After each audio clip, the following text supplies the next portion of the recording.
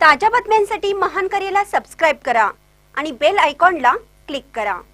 कराड तालुक्यात भीतीचं वातावरण। उमरजमध्ये 3 दुचाकींची चोरी। उमरजमध्ये चोरट्यांनी अक्षरशः थैमान घातला आहे। एका रात्रीत 3 दुचाकी पळवून नेत चोरट्यांनी पोलिसांसमोर मोठे आवाहन उभं केलं आहे। ही संपूर्ण घटना सीसीटीव्ही कॅमेऱ्यात स्पष्टपणे कैद झाली असून परिसरात भीतीचे वातावरण निर्माण झालं आहे।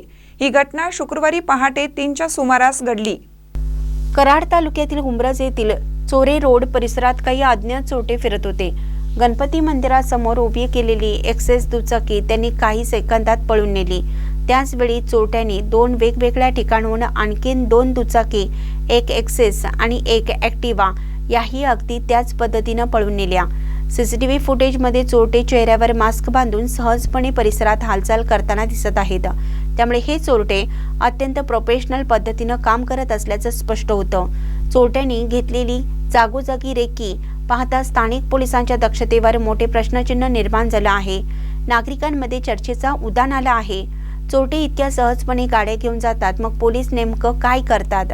एका रात्री 3 दुचाकी गायब झाल्याने उमरज परिसरात भीतीचं सावट पसरलं आहे। पोलिसांनी सीसीटीव्ही फुटेजच्या आधारे तपास सुरू केला आहे। मात्र चोरटे अद्याप फरार असून त्यांना लवकरात लवकर अटक करण्याची मागणी नागरिकांकडून होत आहे।